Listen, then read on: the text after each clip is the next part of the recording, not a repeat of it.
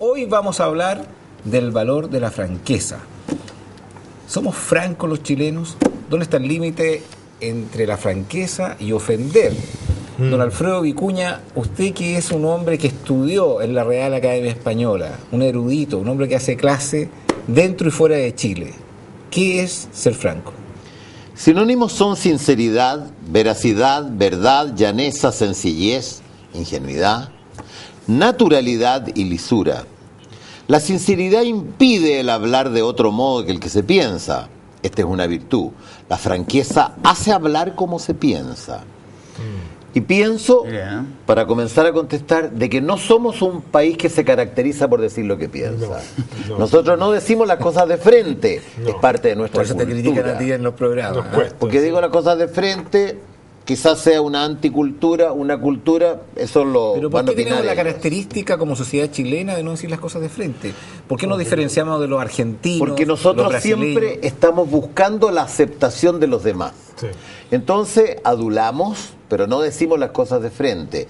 Y buscamos la aceptación. Y un detalle, y que les puedo enseñar algo. Cuando nosotros regalamos algo, una manera de ser muy bien aceptado y halagado incluso es decir, es una porquerita, es una tonterita, es muy poco. Entonces a mí, cuando me regalan y me dicen, es una porquerita, le digo, no, guárdatela, llévatela para tu casa y tráeme algo bueno. Entonces, yo creo que no tenemos que seguir, cada uno regala lo que puede o lo que quiere. ¿Y qué pasa hacer de repente la franqueza una virtud o un límite o un defecto? Porque muchas veces uno al ser franco traspasa ese límite y empieza a caer mal. Tiene un límite que es la prudencia y la caridad. La caridad. La caridad. Hay que ser caritativo. Si tú tienes un amigo que tiene cara de chancho, no le puedes decir, hola, cara de chancho, no sé.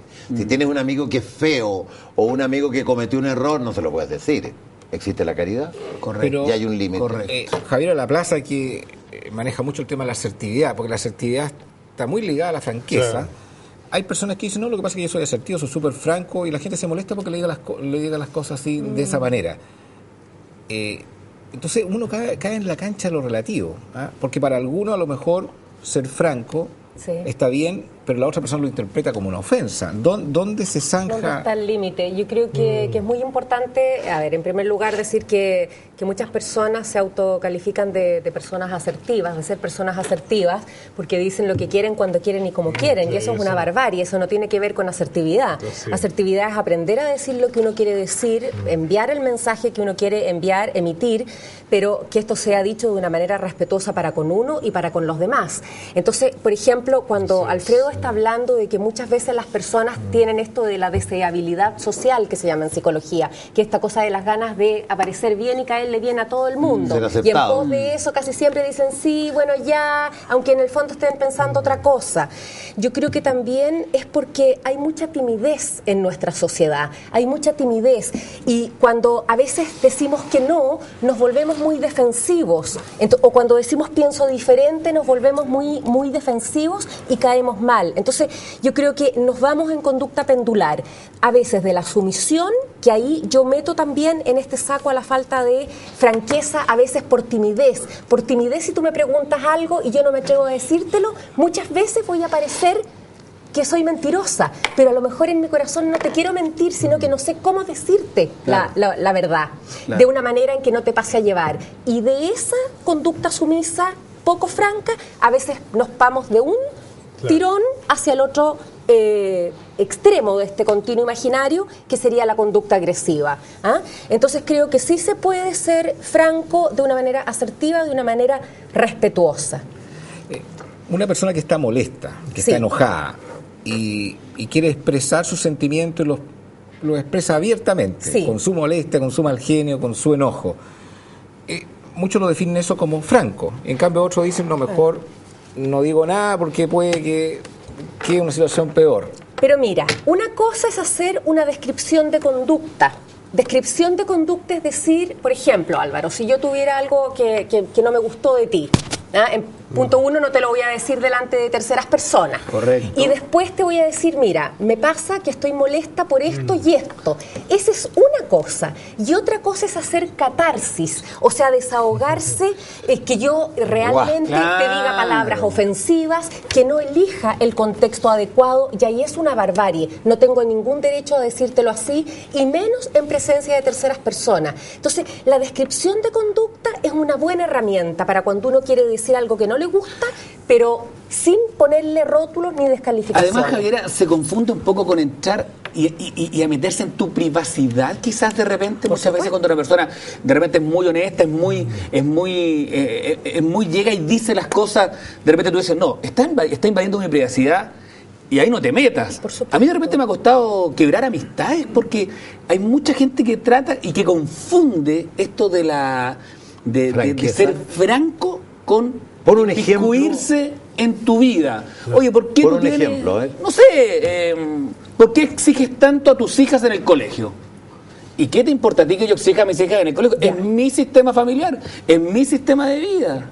Yo quiero que mis hijas se eduquen de esta cierta manera, no sé. Pero un ejemplo doméstico. Ahí estás contestando poniendo un límite. Ahora, ese límite yo solamente para que sea asertivo le quitaría el qué te importa a ti. O sea, yo contestaría, mira, considero que eso es algo que tiene que ver con mi manera de pensar y con mi ámbito privado y de mi señora. ¿El qué te importa a ti es ofensivo? El qué te importa a ti, yo lo considero ofensivo. Ojo que yo lo exageré un poco, pero a veces a lo mejor ni podrías haberlo exagerado. A veces uno dice, oye, y dice palabras mayores. Entonces, ¿qué pasa? Que se te pierde en la médula de lo que tú quieres decir. Lo que tú le quieres decir a la otra persona es que tú tienes un metro cuadrado de intimidad y no quieres que esa persona llegue a eso. Pero para ser asertivo hay que andar con un puré de Valium, porque de repente... Valium es muy antiguo, pero Valium es muy antiguo. Ya, Alprazolam, no sé, cualquiera. Entonces tú de repente te enojas con un hijo porque quebró un vidrio, o pateó esto, o rompió un televisor que lo botó al suelo. Entonces, para ser asertivo, ¿qué tendría que hacer? En ese momento uno tiene ganas de matarlo, literalmente, ¿no? Oye, bueno, pero entre las ganas y el acto, pues mi precioso, existe el control de impulsos, pues. Sí, pero no sé si con el lenguaje, ¿eh? Yo no he matado a nadie, pero con las palabras a lo mejor de repente. Sí. Ese tema del control de impulso, que parece académicamente, teóricamente suena muy lindo, pero cuando el hijo de 18 años le rompió el auto lujoso que tiene Alfredo Vicuña, eso lo destrozó, pérdida total, y se encuentra con que ese auto que tiene casi 10 kilómetros nomás recorrido, o sea, es como natural ese enojo, o sea, ese impulso. Sí, no es que yo tengo que tener un control de impulso, o sea, mira, el control de impulso no tiene que ver con no sentir ni expresar la rabia, con no sentir ni expresar la frustración, con no sentir ni el pensar ni decirle al hijo que esto realmente es algo para uno que no tiene explicación, que a uno le da mucha rabia, que esto va a tener un costo de respuesta. Esa es una cosa, esa es la expresión. El control de impulsos tiene que ver con no pasarle la cuenta de una manera degradante, con no decirle palabras que tú después vas a decir, oye, o sea, realmente eso no era lo que yo te quería decir. ¡Qué imbécil eres! ¡Qué estúpido eres! O sea, ¿hasta cuándo te...? Esas palabras son las que están de más y son las que a veces te hacen que después uno, ¿cómo se da cuenta? Uno dice, yo no quería haberle dicho eso, lo que yo le quería haber dicho era esto, esto y esto. Y muchas veces el descontrol de impulso también se va al acto físico. Por algo somos seres racionales.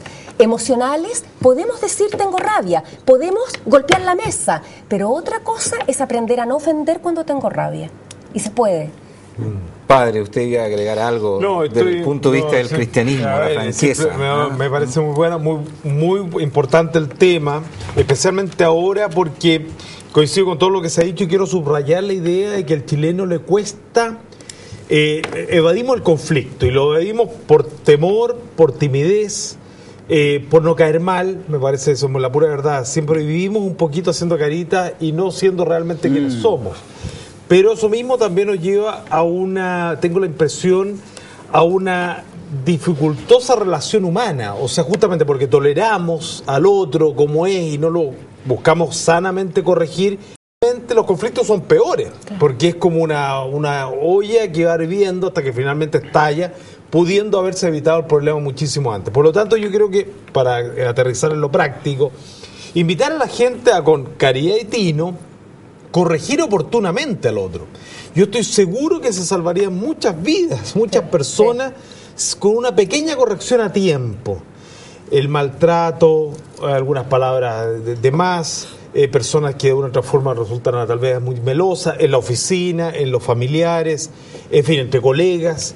A veces una pequeña corrección salva una carrera, oye. A mí, como sacerdote, uno está muy expuesto a, en fin, trabaja con muchas personas, ya sea hermanos de comunidad, personas, adultos, incluso jóvenes, me han dicho, oiga, padre, usted tiene este tic. ¿Ah? ¿Qué sé yo? No sé. ¿Cuál tic? No sé, en este otro se me ocurre. ¿Qué puede ser? Bueno, miles, digamos, tengo miles. Pero oiga, mire, que hace tal cosa, demasiado. Bueno, qué bien. Nosotros uno le llaman la atención con eso. ¿Ah? A veces, por ejemplo. ¿Pero tú reaccionas así? ¿Qué bien? Sí, o sea, me doy cuenta que ha sido demasiado.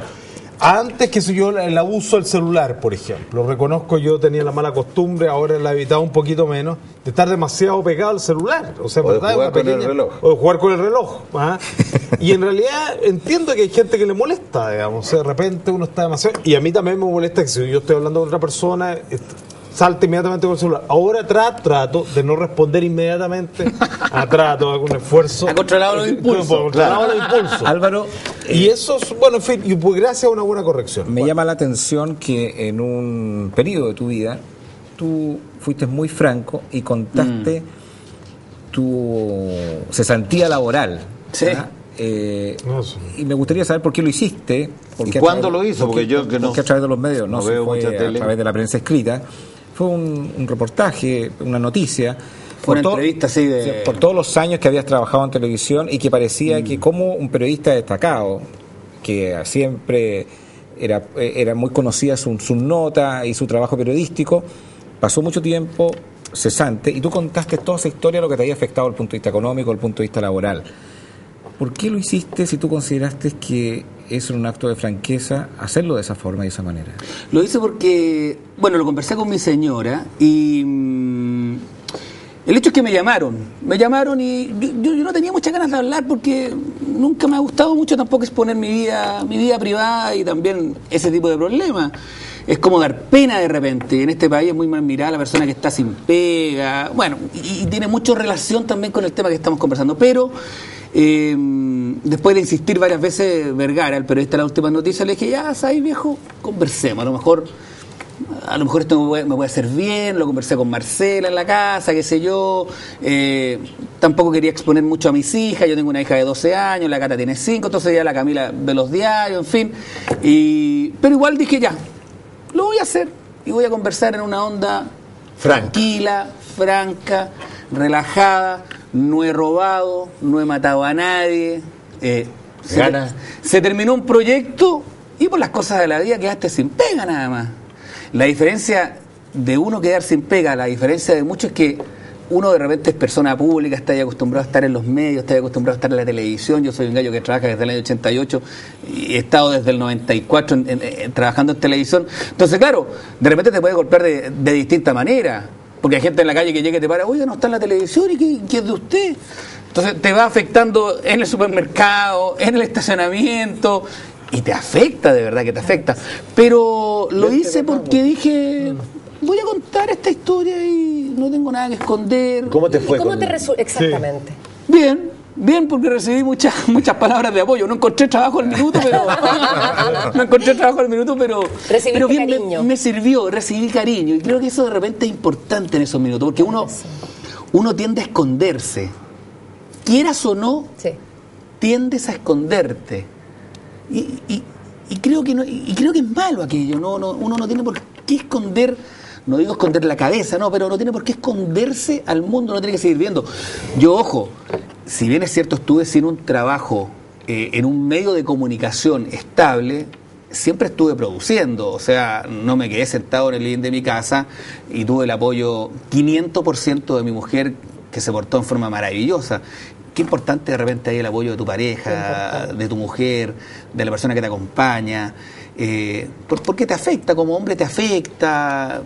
Tenés que vaya a comer de repente, si salías a comer 3 veces al mes, a lo mejor afuera, a lo mejor estás exagerando, tienes que restringirte a 0. Por supuesto.